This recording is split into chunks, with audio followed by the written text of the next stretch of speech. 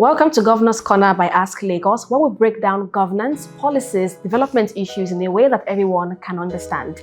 Every week, we look beyond just the headlines. We look at what the government is doing, why it matters, and how it affects your everyday life. I am Oreoluwa Ogunshulu, and with me is the Honorable Commissioner for Information and Strategy, Mr. Gbenga Omotoso. Welcome, Commissioner. Yeah, thanks for having me. Yeah, so there's been a lot of conversations as it pertains to governance, policy implementation, and also accountability of the government to its people. So we're going to be asking you a few questions for you to highlight and clear some of these misconceptions for the citizens of Lagos State particularly. So let's start with accountability of the government to the people. One of the recurring concerns of citizens is that whenever the government comes into power, they do not, become accountable to the people that it serves. And looking at the administration of Governor SANWO-OLU and his deputy, Hamzat, would you say that they've been able to live up to the principles of accountability to its people? And can you also highlight some of the instances where they've been able to show that they're accountable to the people? Yeah, thank you so much. First is to say that in Lagos, we run a democracy, and not just democracy in word, but in deed. So, and part of the pillars of democracy is transparency, is accountability, is honesty, is showing up when you need to.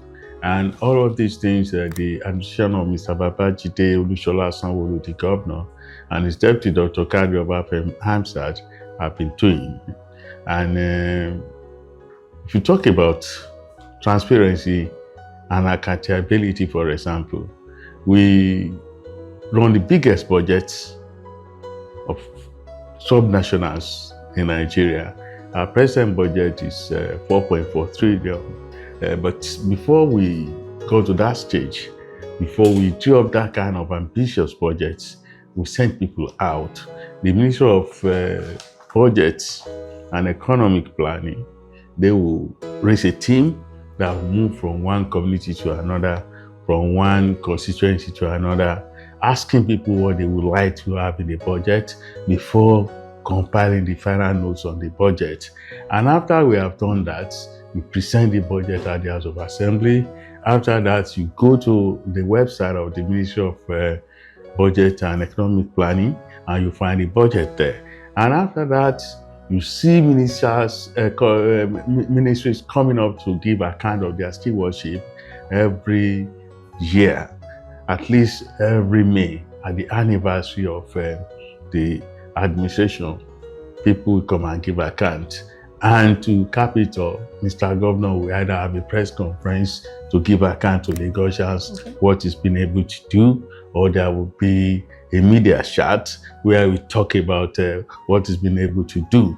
And apart from that, all our processes are digitized. And you want to pay your tax in Lagos now, you do not have to go through any third party. There are portals on which you can go and pay. You go to the banking system, you can go and pay in banks. Nobody receives any cash transaction for anything in Lagos.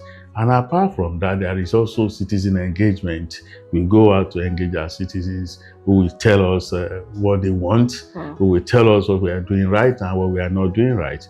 And I believe that if you look at the whole process and all of the steps that I've mentioned, you will see that the administration of Mr. Governor has been able to satisfy that ingredient of a democracy, which is openness, which is transparency, which is credibility, and everything that people they want to use as yardstick to judge how good a government is. So for me, we have scored 99%. Okay, well, was this a deliberate attempt to be more transparent and be more accountable to the people by this administration? Of course, it's a deliberate attempt. There's no way that you want to show people that what they have invested in you, that this is the way that you have used it, what you have taken in the name of the state, that this is the way you have spent it, that you are not going to be deliberate about it.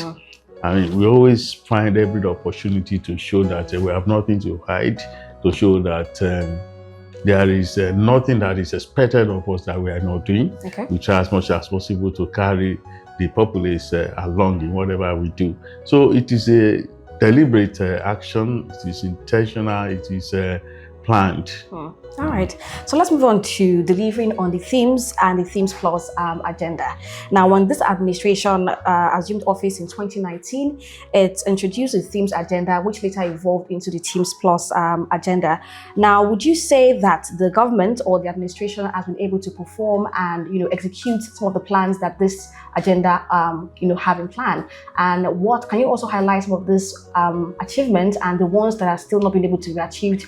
Because again, they've been in power for over 7 years now. So can you just highlight some of these plans that they've been able to achieve and some that are still yet to be achieved? Yeah, thank you so much. If I look at the themes agenda or themes plus, as it later became the second coming of Mr. Governor, and I speak about each of the pillars, I can speak about a pillar for a whole day, and I won't stop because we've done a whole lot of things in all of the pillars. Take, for example, transportation and traffic management. Right there in front of us, about 2 minutes away, at Allen Junction. By the time we came into office, we had a huge roundabout at Allen that used to cause a traffic jam. Every time passing through that place is always a pain. Today, the place has been reworked into what we can see now. The roundabout has been removed and today traffic is flowing there. And that is the situation at Maryland. That is the situation at the first and second roundabouts on Lekki Epe Expressway. So if you are coming into Lekki now through Epe or through Lagos Island, it's no longer as troublesome as it used to be. Many of the traffic lamps that were not working by the time we came into office, they are now working and we are having more. Look at all the roads, 31 roads commissioned in just one day in Ojokoro, the network of roads in Ikoyi, the Lekki Epe Expressway itself, a road that was built about 43 years ago by the Jakonde administration, has been refurbished, and today everybody has seen it as a very big highway that is well lit and people are passing through and praising the government. The roads that were there for several years in Ikorodu that were not touched, Agric Ishawa Road, Bola Tinubu Igogo Road, the Jede Road in Ikorodu, and so many of them. All the bridges that we built, the Spence Cinema Bridge, and so many others that have been built under traffic management and transportation and infrastructure.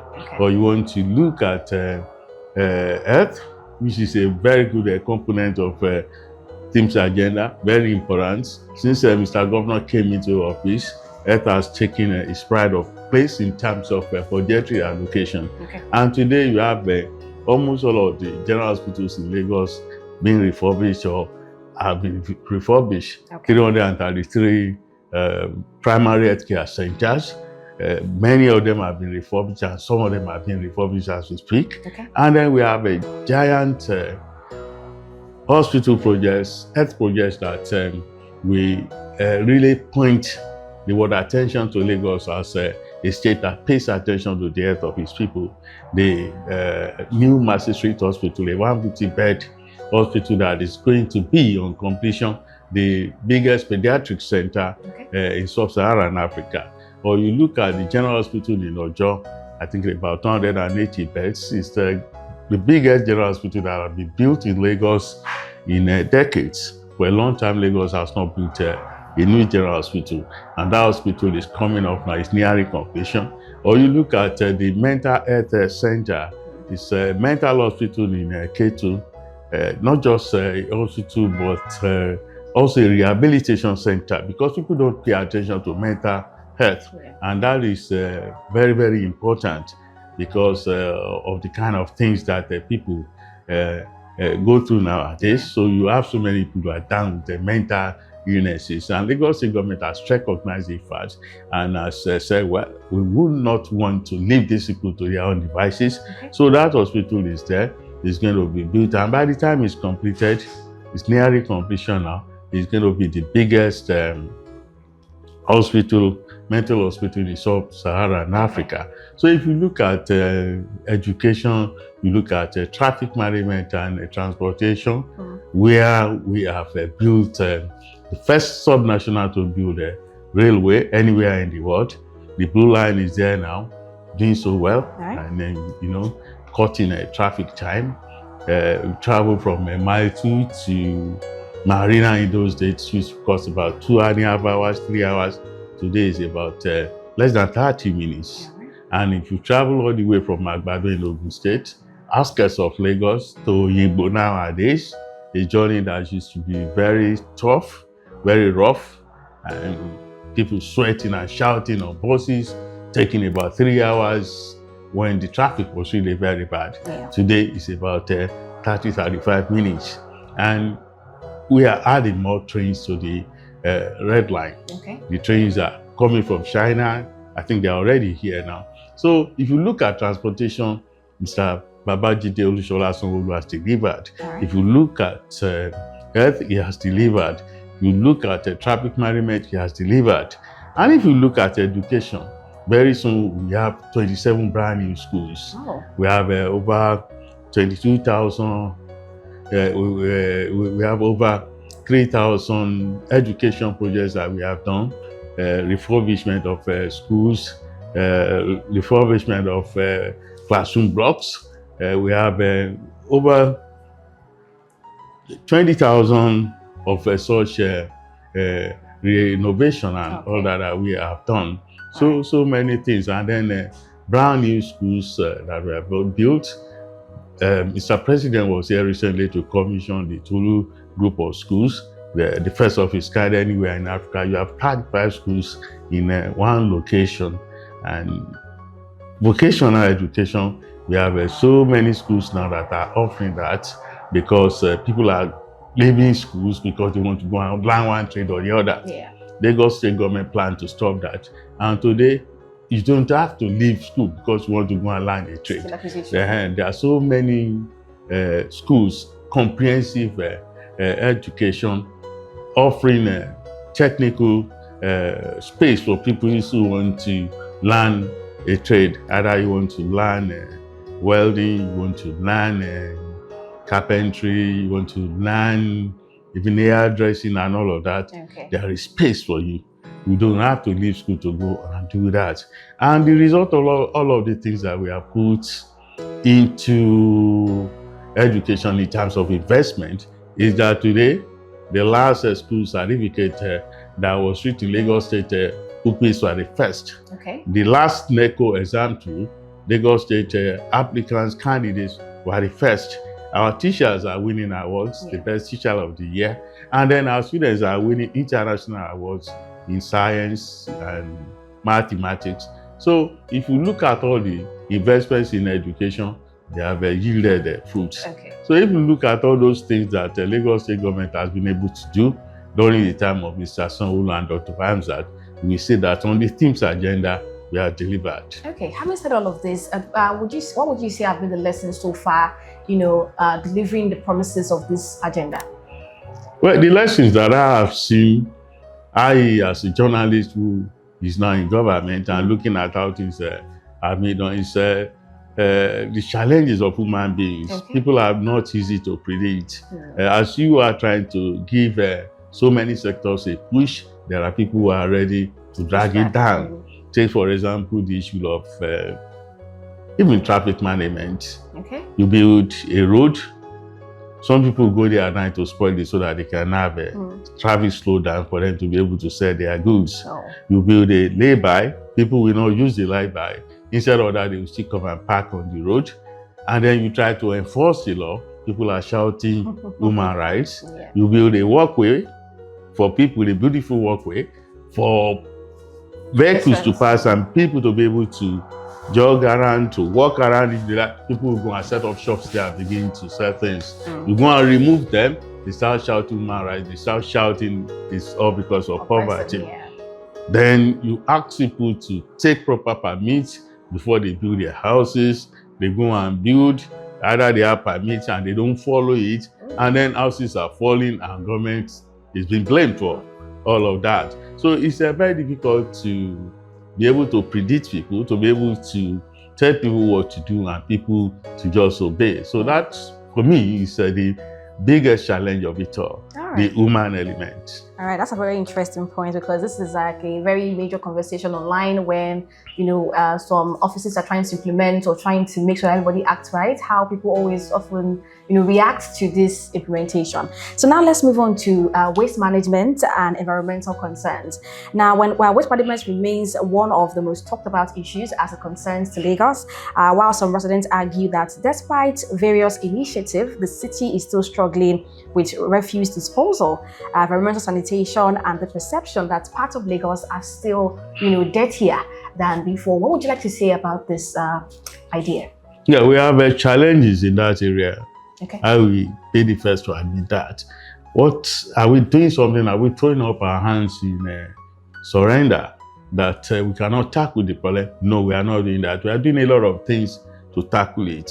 If you go around the street now, you see that things are really changing about all of the refuse that we used to see outside before. They are being taken away now. What has happened is that the dump sites that we used to use, two major dump sites, I think Olusosun and one other SANWO-OLU, so they are filled up, and we are trying to retire them.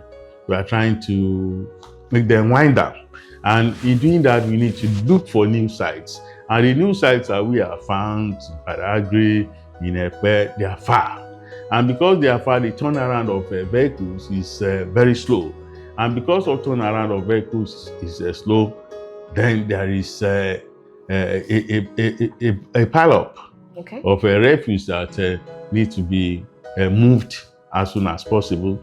And we are doing that. And Mr. Governor has just announced that about 150 brand new trucks are coming in now. And apart from that, we are engaging international companies to come and do waste to wet, so that the waste that you see today, they will become wet tomorrow. Lagos generates about 13,000 tons of waste every day. People come into Lagos uncensored.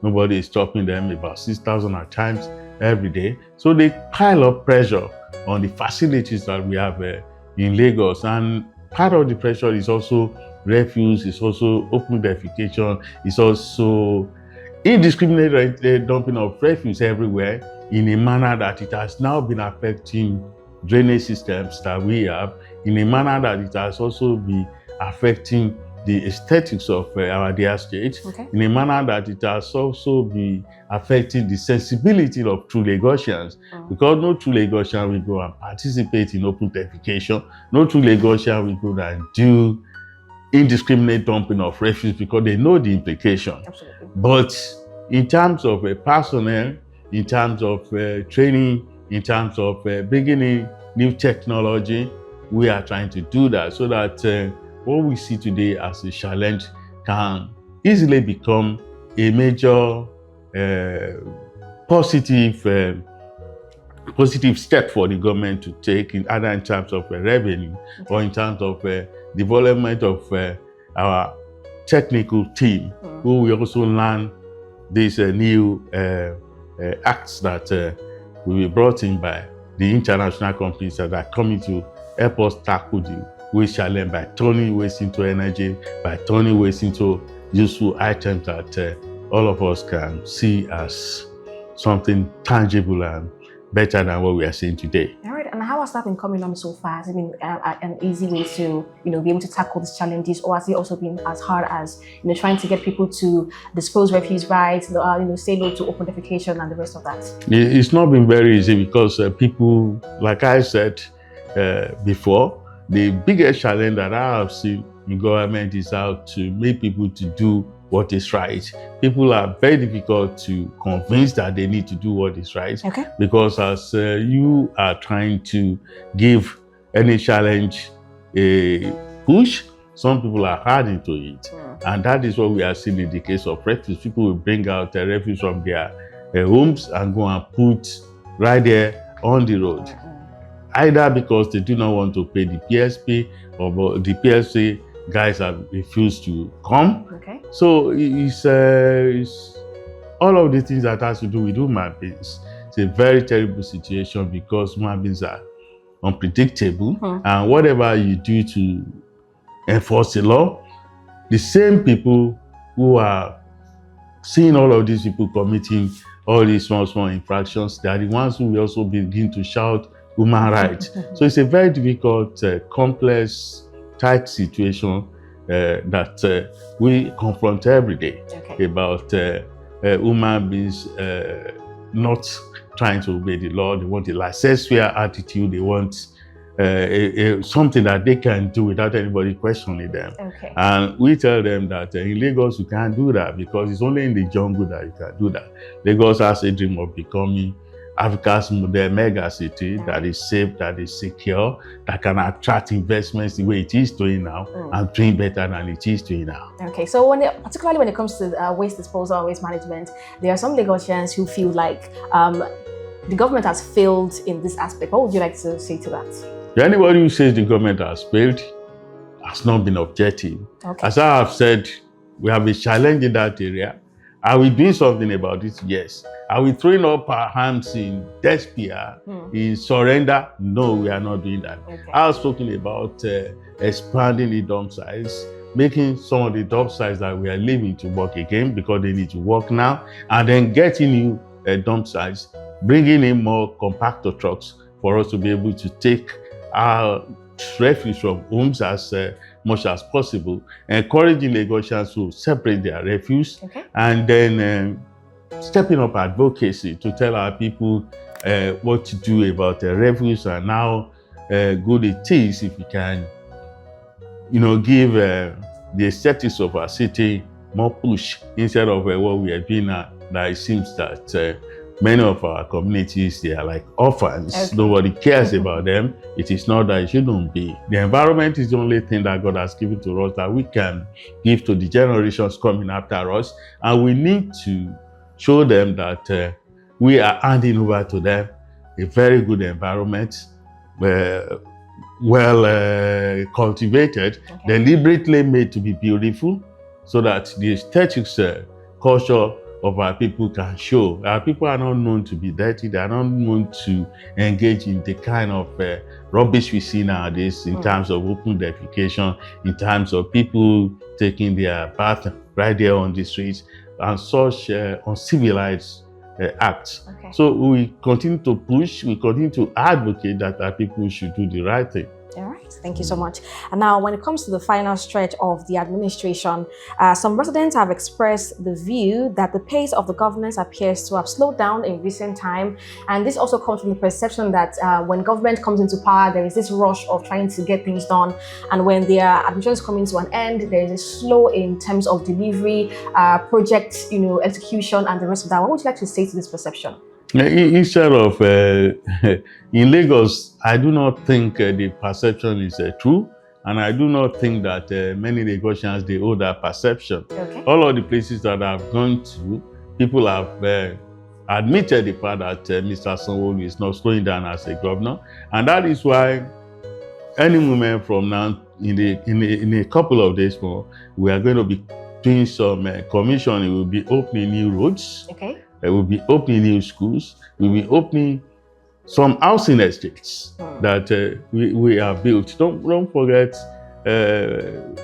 Lagos State government now, under Mr. Babajide Olushola SANWO-OLU, we have commissioned about 24 housing estates. This is unprecedented.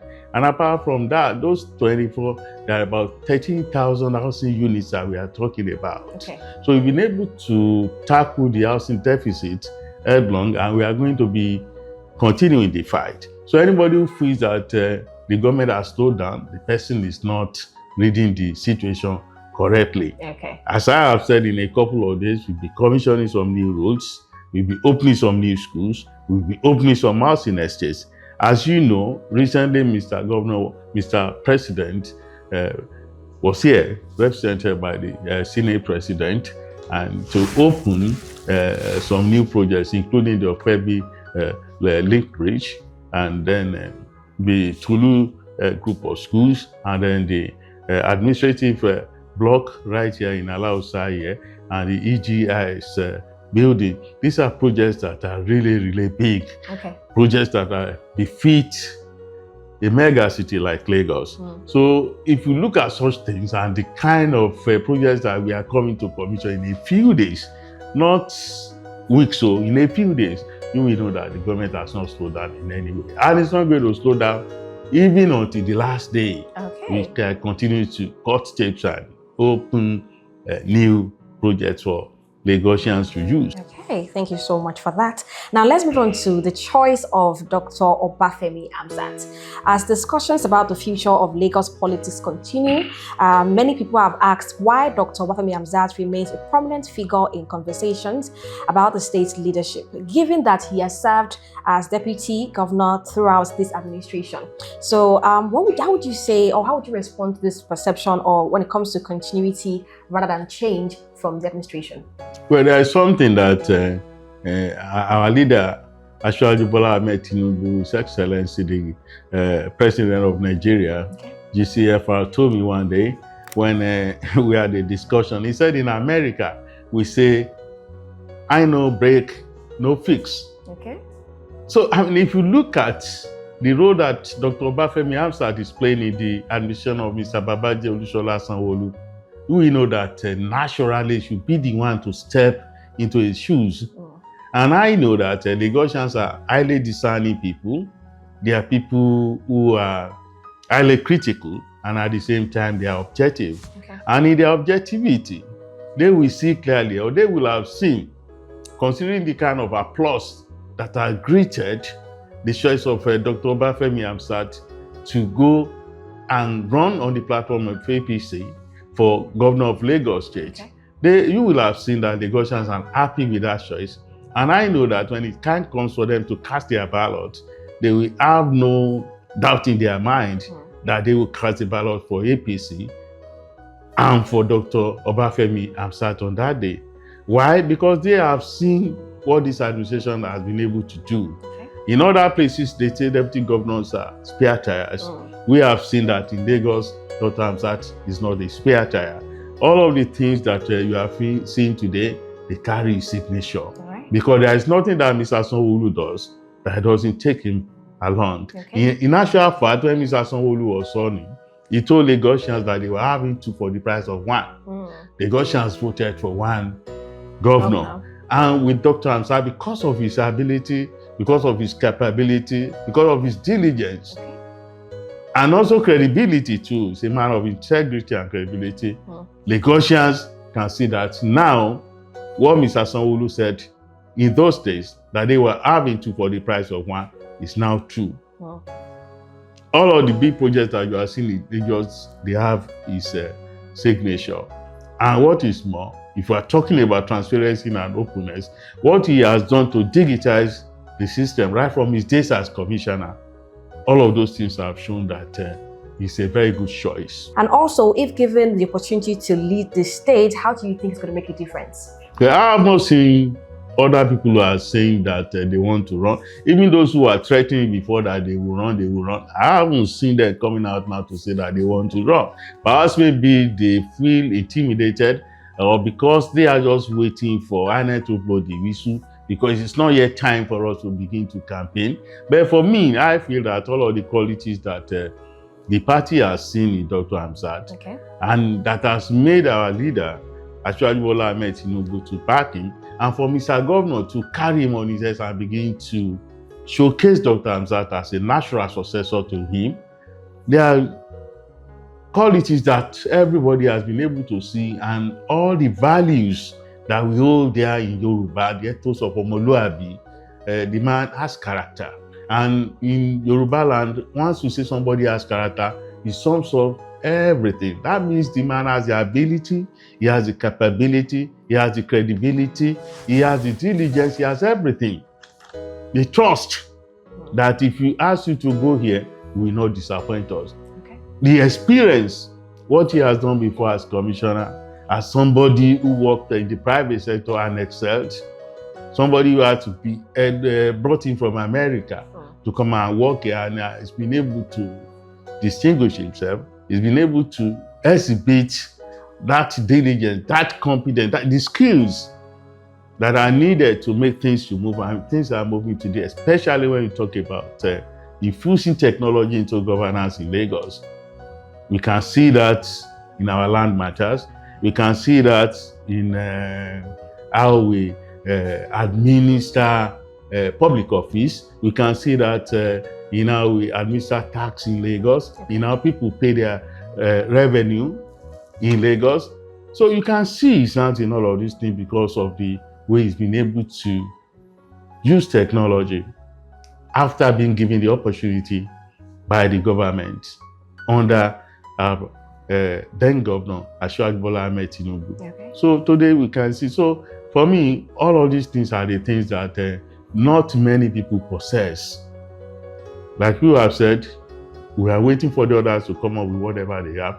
But for me, and for Mr. Babajide Olusola SANWO-OLU, our governor, Dr. Hamzat is the person to back, Okay. because he's a straightforward man. He's a man who has the ability. He's a man who is strong. You can see it. And he's a man who is, like I said, strong of the strength of character that he has. I mean, it's something that we are all proud of. All right. Thank you so much, Honorable Commissioner, for this insightful conversation. I'm sure that Lagosians, the doubts they have in their minds, some perception that they do have previously, I do hope that this conversation will be able to clear up some of those misconceptions that they do have as it pertains to Lagos State. Thank you so much once again for your time. And that concludes this episode of Governor's Corner. And remember, governance is not just about the government, it's about all of us. Remember to follow Ask Lagos across all social media platforms. My name is Oreoluwa Ogunsholu.